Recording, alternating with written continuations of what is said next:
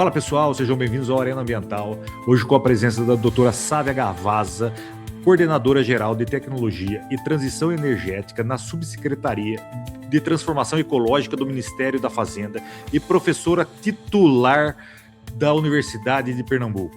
Doutora Sávia, muito prazer, muito obrigado por essa presença. E a gente vai começar a nossa conversa falando sobre o plano de transição ecológica. O que é o plano de transição ecológica? Bruno, eu quero começar agradecendo a você por esse convite, essa oportunidade de compartilhar um pouco do que a gente tem feito no Ministério da Fazenda, no âmbito do Plano de Transformação Ecológica. É muito mais do que uma transição, Bruno, é uma transformação ecológica. Por que transformação?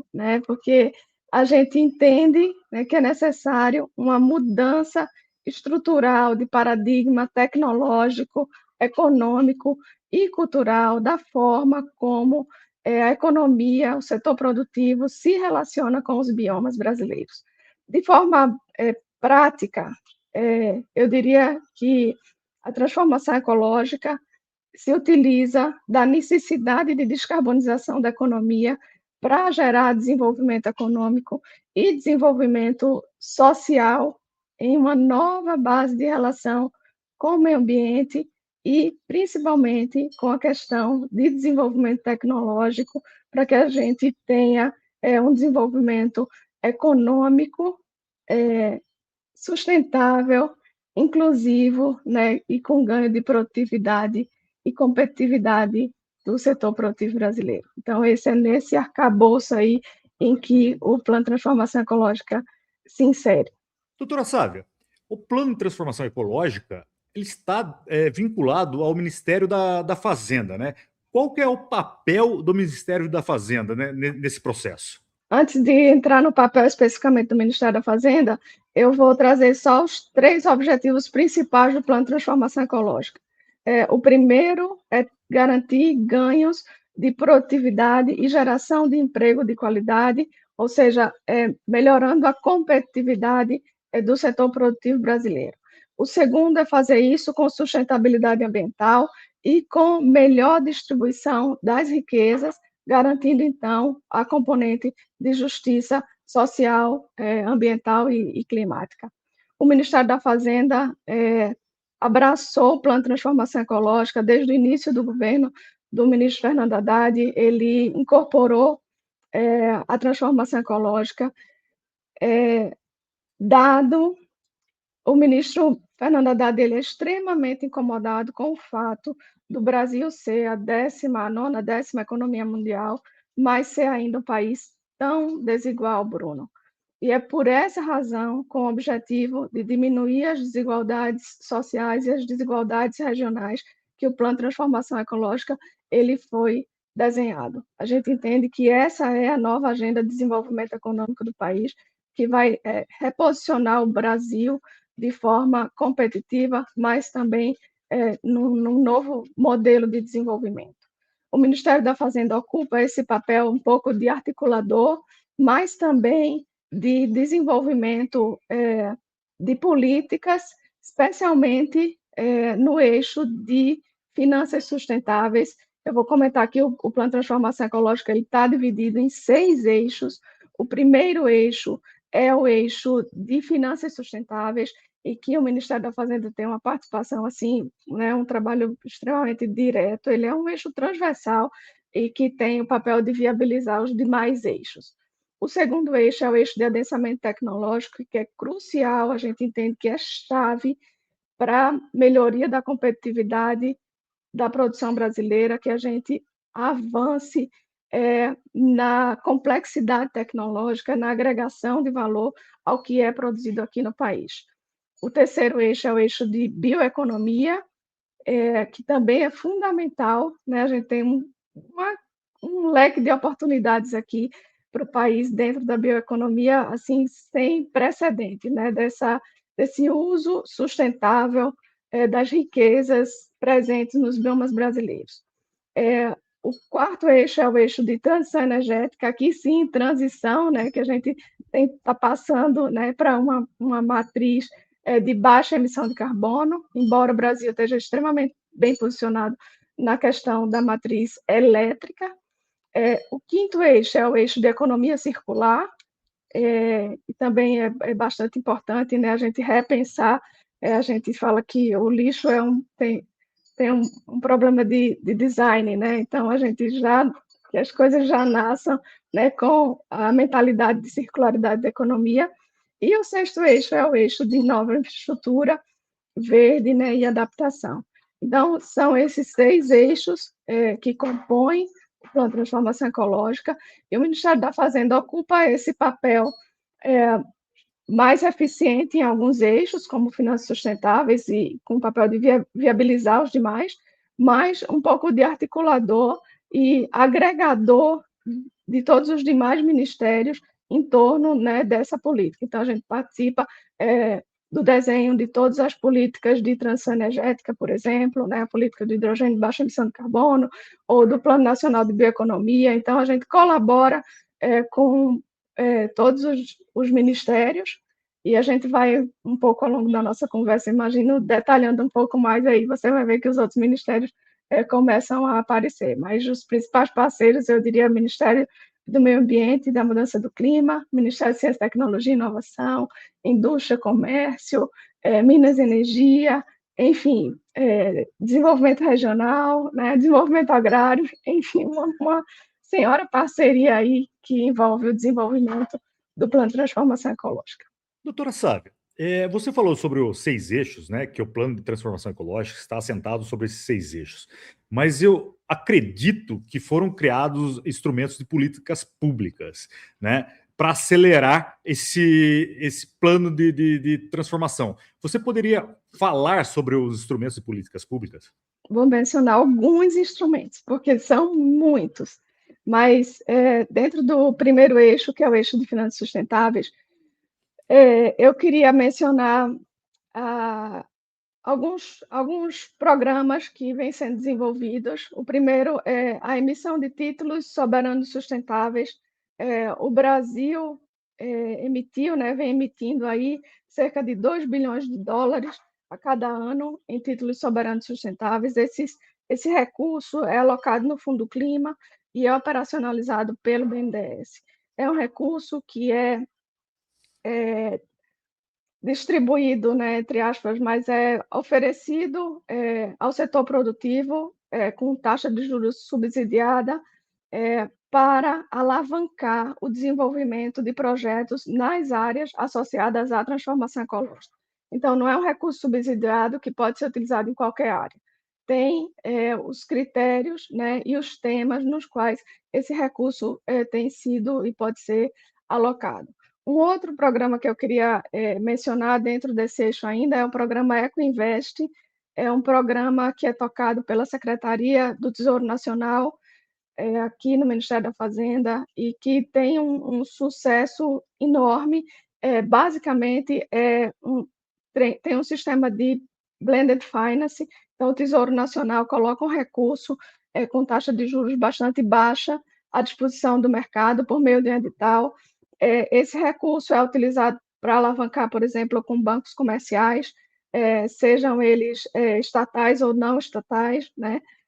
E esse recurso, os bancos fazem um blend, né, uma mistura de um recurso com taxa de juros mais baixa com o recurso que eles já têm, ou que eles captam de taxa de juros mais alta. Eles fazem essa mistura e oferecem ao mercado um recurso com taxa de juros subsidiada mais para aplicação nos temas que são definidos, né?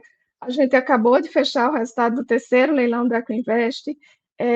O terceiro leilão foi um leilão diferente, foi um leilão para equity, em que os bancos eles captam esse recurso e aplicam em um fundo, né? Então, tem uma participação societária aqui nesse caso, mas o terceiro leilão do EcoInvest, deixa eu pegar aqui os números do terceiro leilão para passar para você.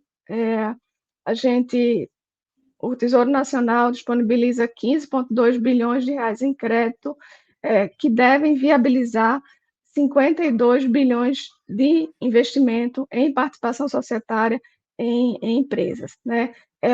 O terceiro leilão é especificamente dedicado a empresas de base tecnológica e direciona 20% para empresas em estágio inicial, também de base tecnológica. O terceiro leilão traz uma inovação que está relacionada também à questão de hedging, porque uma das dificuldades que a gente tem como país para atrair investimentos internacionais está associado à variabilidade, à flutuação do câmbio brasileiro, da moeda brasileira. Então, o terceiro leilão traz também um mecanismo de hedge que cobre um pouco dessa flutuação a partir de uma determinada faixa em que o mercado não consegue cobrir.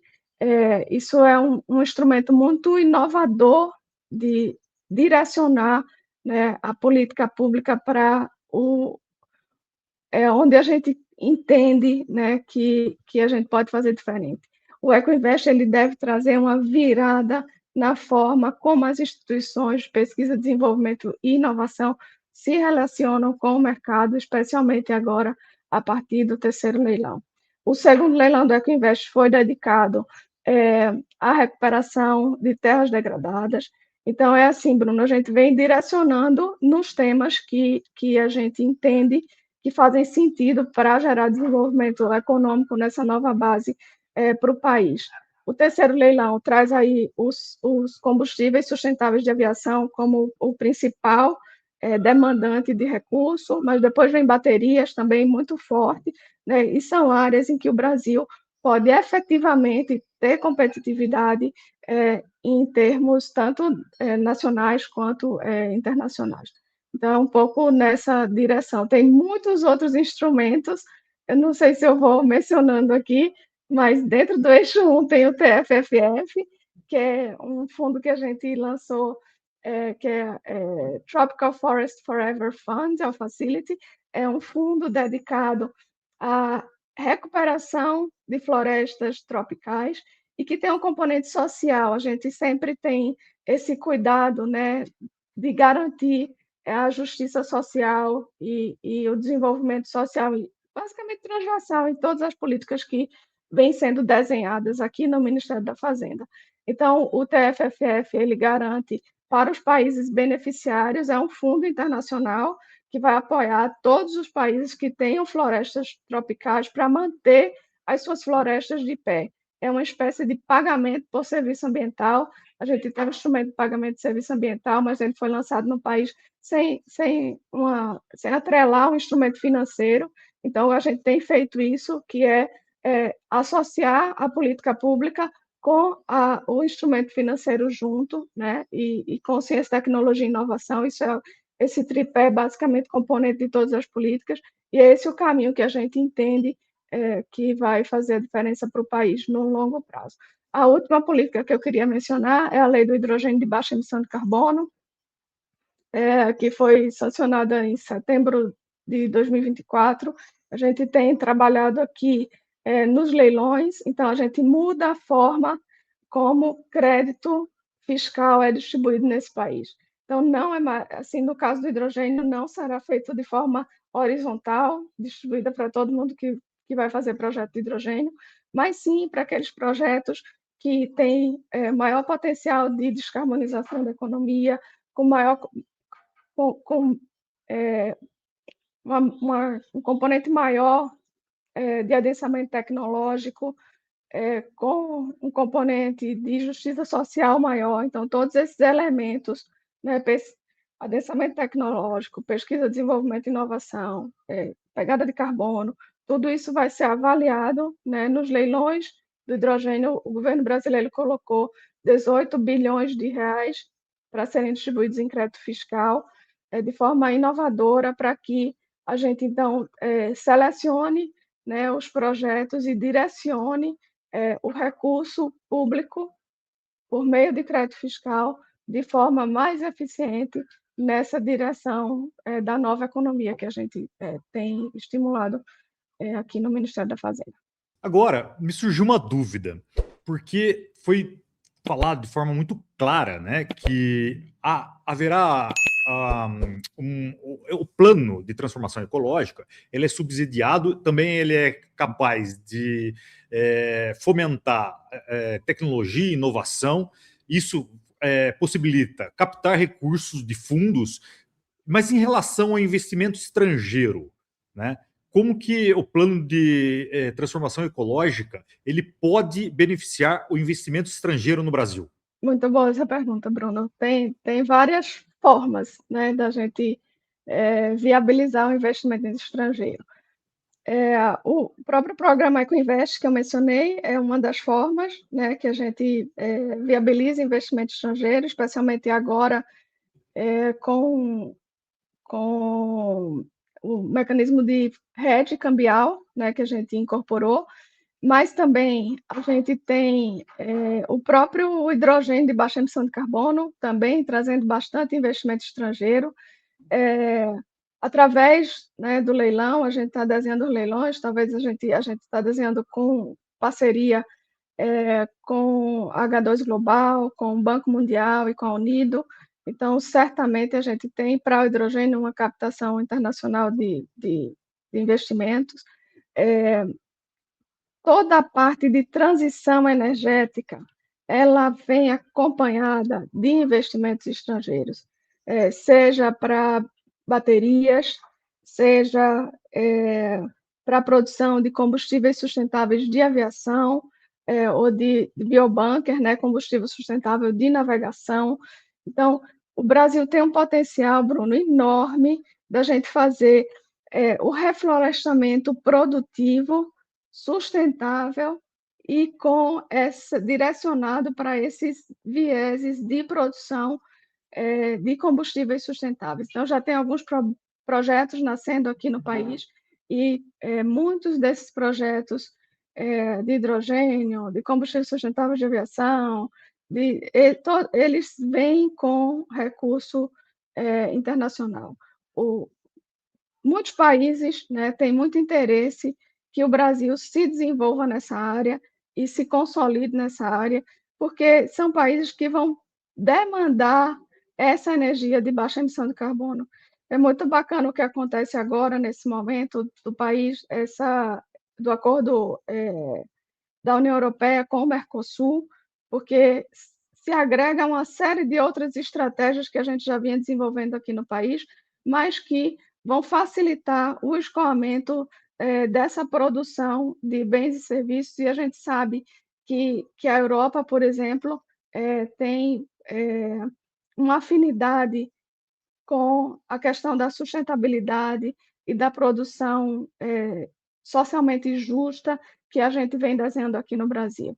Então, é natural que a gente tenha, especialmente na área de transição energética, investimentos internacionais, e a gente vem desenvolvendo e disponibilizando os instrumentos financeiros que atraem esse investimento internacional, seja pelos financiamentos do próprio BNDES, que opera os recursos do Fundo Clima, seja pelo programa do Ecoinvest, né? Então, a gente vem diversificando essa forma de atrair financiamentos internacionais para o país, recursos internacionais.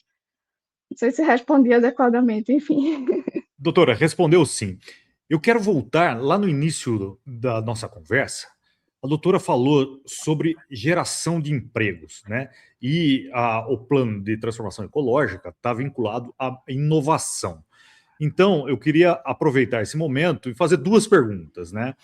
Como o plano vai gerar empregos? E quando a gente fala em inovação, eu acredito que precisa ter incentivo à pesquisa e desenvolvimento, né, junto das universidades. Como isso vai ocorrer? O plano tem pensado na pesquisa e desenvolvimento dentro das universidades? Esse é um componente mais fundamental para a gente, sabe?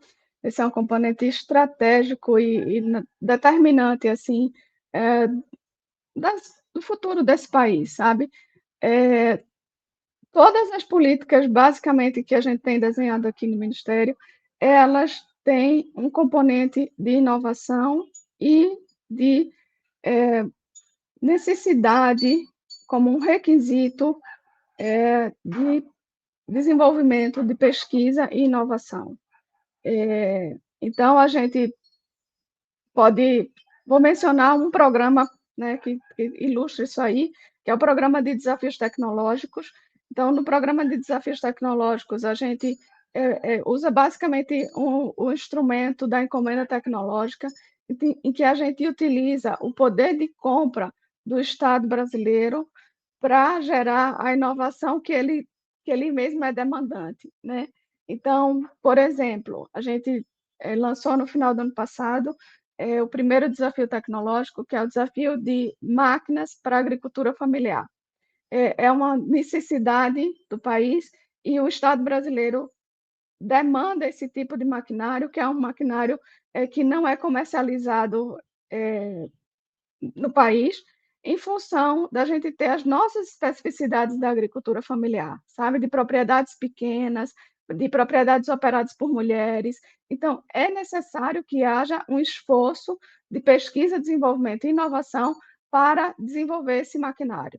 É um desenvolvimento que exige um risco tecnológico e que a gente tem uma garantia de compra através do Pronaf. Então, a gente garante uma compra, a gente financia o esforço de pesquisa, desenvolvimento e inovação, que obrigatoriamente precisa ser desenvolvido no país, pode ter parceria internacional, mas a participação é pequena, necessariamente no país e nas instituições de ciência, tecnologia e inovação do país. Então, a gente garante uma demanda, aciona um setor produtivo que já existia no país, são três elementos para que isso aconteça. Primeiro, a gente precisa ter alguma capacidade de produção no país, a gente precisa ter capacidade de desenvolvimento de ciência, tecnologia e inovação, e a gente precisa garantir demanda, né? Precisa garantir compra. Então, esses elementos juntos, né, você vê como se encadeia a ciência, tecnologia e inovação participando do desenvolvimento produtivo do país. O desafio das máquinas é um desafio, né, que foi lançado um edital da FINEP no ano passado, mas a gente deve lançar, né, até o final de março desse ano mais um edital, que é um edital de produção de eletrolisador nacional. Então, a gente começa a se inserir na transição energética, né? A gente entende que hidrogênio de baixa emissão de carbono ele deve se tornar uma realidade no Brasil. O Brasil tem investido, né, com a aprovação do marco legal, com os leilões de distribuição de crédito fiscal. A gente entra agora com o desafio tecnológico para acionar a indústria brasileira para participar do setor, com ciência, tecnologia e inovação. Então, também vai sair um desafio semelhante ao que a gente fez para as máquinas para a agricultura familiar. A gente vai lançar um desafio para a produção nacional de eletrolisador. Então, esse é um exemplo, né? O programa EcoInvest também, a gente tem trabalhado, lançamos um programa que chama Universidades Inovadoras Sustentáveis, que é um programa em que a gente trabalha o fortalecimento dos NITs, dos núcleos de inovação tecnológica, para que a gente forme a capacidade nas universidades para desenvolver pesquisa e inovação em parceria com o setor produtivo. Algumas universidades brasileiras são muito boas em fazer isso, mas não é uma realidade amplamente distribuída no país. Dessa forma, a gente entende que é necessário a gente avançar e apoiar as universidades também para preparar as universidades para esse novo momento, porque é uma nova realidade, Bruno, não só para as universidades, mas também para o setor produtivo, de interagir com a academia e da academia interagir com o setor produtivo. Mas é um caminho que eu diria sem volta, né? Feliz de dizer isso, para que a gente possa interagir e gerar esse desenvolvimento econômico com essa nova base de adensamento tecnológico, em que as universidades brasileiras têm um papel que é fundamental. Doutora Sábia, escutando atentamente a sua explicação, me veio algo aqui em mente. O Brasil é enorme. O Brasil ainda tem muitas desigualdades. Pensando na dimensão do Brasil, o plano de transformação ecológica, ele beneficiará setores ou regiões? Como isso funcionará? É muito boa a sua pergunta. É, ele beneficiará setores e regiões. Eh, Todos aqueles setores, né, ligados àqueles 6 eixos, né, que eu mencionei, todos eles serão beneficiados. Mas a gente tem um foco muito importante na diminuição das desigualdades regionais. Então, muitas políticas, né, são desenhadas nessa direção. E é importante mencionar também o componente da justiça social, sabe? Dessa transição para a economia de baixo carbono que seja justa. E a gente entra com um elemento desenvolvido no Plano de Transformação Ecológica, que é a taxonomia sustentável brasileira. A taxonomia ela classifica os setores produtivos brasileiros que são considerados sustentáveis e tem componentes de justiça social dentro da taxonomia, igualdade de gênero, não pode ter emprego escravo, né? Empregar mão de obra infantil. Então, tem toda uma classificação da taxonomia sustentável brasileira e que direciona o setor produtivo para esse momento de sustentabilidade. E como é que ela vai ser utilizada? Então, ela deve ser utilizada nas políticas públicas. Então, para você obter um certo benefício fiscal, para você pegar recursos do BNDES com taxa de juros subsidiado, recursos dos bancos regionais de desenvolvimento, Banco do Nordeste, Banco da Amazônia, o BASA, a taxonomia vai ser utilizada para esses momentos. Então, ela classifica e aí resolve o que é sustentável e o que não é sustentável. E evita o que a gente chama de greenwashing, né?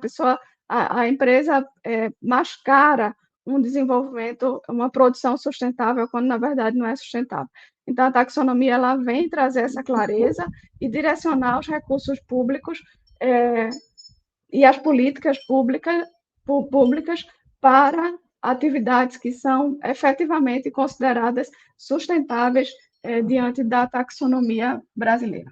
Doutora Sávia, agora eu tenho uma pergunta que talvez seja muito complexa, muito longa para ser respondida, mas, se possível, resumir, né? Porque o plano de transformação ecológica, ao meu ver, ele trará muitos benefícios, mas ele é complexo, né? Ele é robusto. E pensando que é um plano tão completo, como que a gente pode monitorar, medir as métricas, né? Quais são os indicadores? Como que a gente vai fazer verificar se o plano está dando certo? Muito boa essa pergunta. Você já pode fazer essa verificação, Bruno.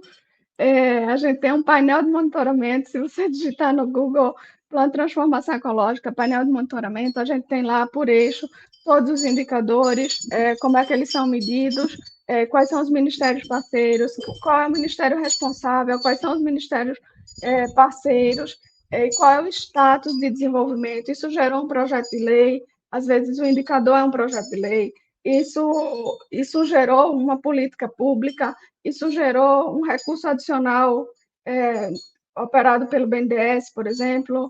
Enfim, você vai achar para cada eixo esses indicadores e um acompanhamento em tempo real do que está acontecendo com o Plano de Transformação Ecológica. São mais de 200 ações, né, que estão públicas nesse painel de monitoramento para que qualquer pessoa possa ter acesso e acompanhar, né, de forma real assim, o que está sendo desenvolvido. Então, eu te agradeço a oportunidade dessa pergunta, que também foi para mim uma oportunidade de divulgar o painel de monitoramento do Plano de Transformação Ecológica. Doutora, com a sua explicação veio mais perguntas na minha cabeça, né? E uma delas que eu anotei aqui, e eu acho que ela é sensível, mas do ponto operacional, né? Porque a pergunta é: quais os desafios de colocar o plano de transição ecológica, né, transformação ecológica, em pleno funcionamento? Então, aqui no Ministério da Fazenda, a gente gosta de olhar os desafios como oportunidades, né? E eu acho que o momento em que o planeta vive, em função da crise climática, traz para a gente uma série de oportunidades, né? Então, a gente tem desenhado políticas públicas em todas as áreas, em função desses desafios. Eu vou mencionar aqui,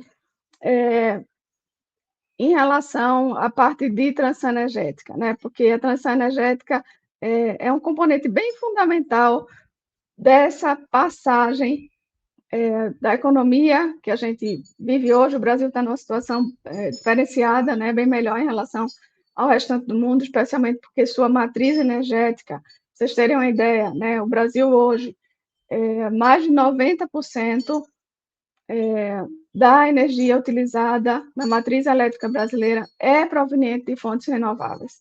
Isso é a meta para 2050 de muitos países desenvolvidos. Então, a gente tem aproveitado desses desafios para gerar essas oportunidades para o Plano de Transformação Ecológica.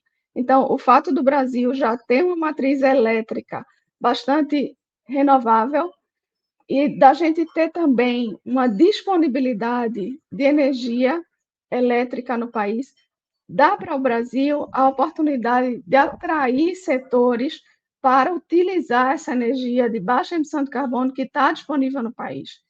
Então,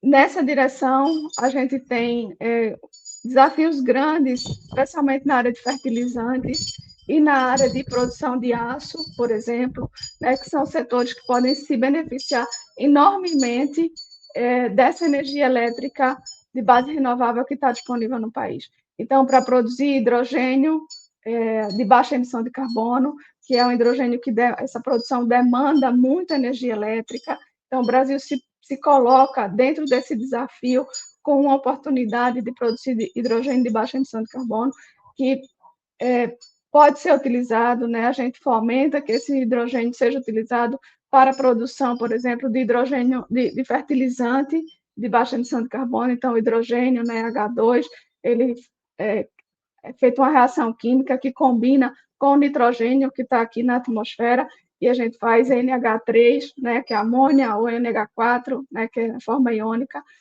produzindo, então, o fertilizante nitrogenado, e do qual o Brasil é dependente de importação.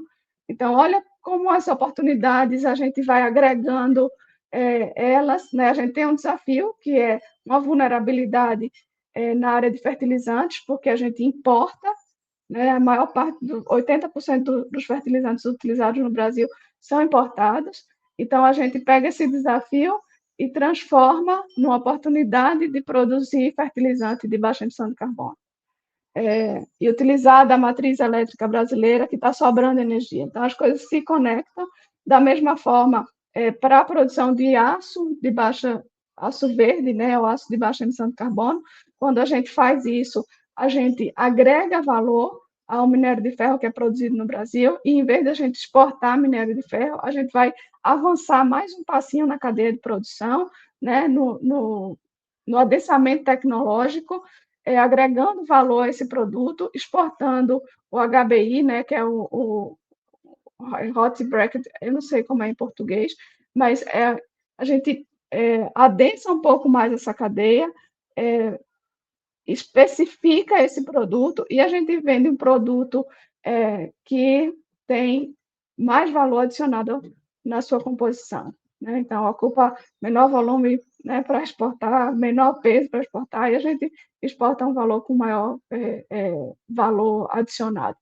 Então, é um pouco nessa direção, Bruno, que a gente tem desenhado as políticas, né, de transformar esses desafios, que são enormes, em oportunidades, seja ela para a transformação, para a transição energética, mas também na área de bioeconomia, com grandes oportunidades para os biomas brasileiros, sabe, na produção de fármacos, na produção de bioinsumos.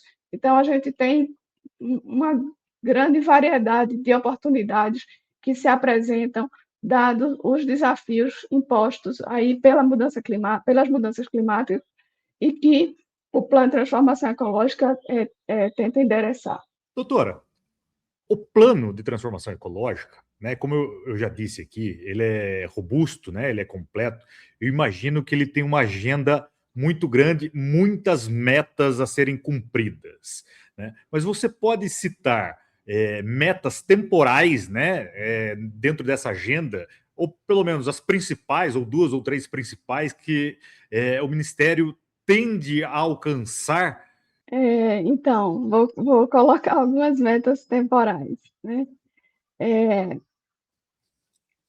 A primeira delas que eu queria trazer é em relação à política do hidrogênio de baixa emissão de carbono. Então, no universo temporal, eu diria, a gente deve lançar o leilão ainda esse ano, antes do período, né? A partir de abril a gente tem eleição esse ano no país, né? Então, antes desse início do período em que a gente pré-eleitoral, a gente lança aí a consulta pública para o leilão do hidrogênio e a gente faz o leilão esse ano. Então, esse é uma meta temporal e a gente começa ano que vem, 2027, a contratar os projetos. Então, a gente espera, né, que até 2030 a gente esteja iniciando os primeiros projetos de produção de hidrogênio de baixa emissão de carbono em larga escala no país.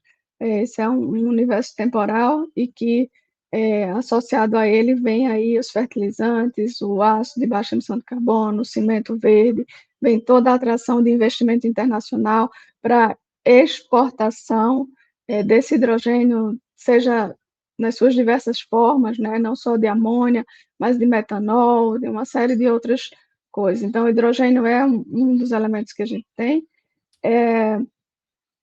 Eu diria também a operacionalização do TFFF, né, que é o Fundo para Proteção de Florestas e pagamento pelos serviços ambientais e remuneração adequada das populações tradicionais indígenas, né, que protegem as florestas em todos os países que detêm florestas tropicais. Essa operacionalização do TFFF aí também nesse universo que eu diria de 5 anos, também acho que é um alcance importante. A gente tem uma meta, Bruno, de encerramento de lixões, é uma coisa que a gente está trabalhando, né, um assunto que envergonha a gente como brasileiro, né, a gente ainda tem lixão nesse país, então a gente tem uma meta, né, para esse ano, e com contratação máximo no ano que vem, para a gente garantir aí o encerramento de lixões. É um trabalho desenvolvido com muita parceria aí, com a coordenação do Ministério do Meio Ambiente e Mudança do Clima, mas com a atuação de vários atores, e aqui o Ministério da Fazenda, né, contribuindo com os instrumentos financeiros também, para que a gente possa garantir, né, que a gente vire essa página do país e efetivamente encerrar os lixões, né, que deve ter uma contribuição forte aí do Ministério Público, dos tribunais de conta, dos estados, dos municípios, dos ministérios, né, todo mundo trabalhando de forma colegiada para garantir encerramento de lixões.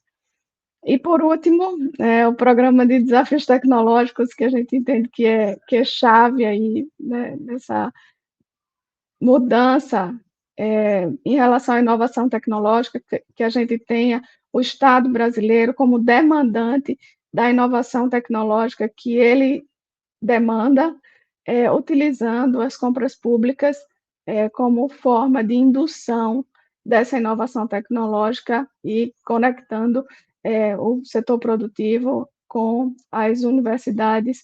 Então, é esse programa se consolidando até o final desse ano e no começo e ao longo de 2027 também a gente espera ter essa consolidação desse programa de desafios tecnológicos. Então, metas de curto prazo, né, de longo prazo a gente tem muitas, mas eu ficaria por aqui. Doutora Sávia, a gente está chegando ao final, mas eu gostaria de convidá-la a deixar uma mensagem a quem está nos assistindo?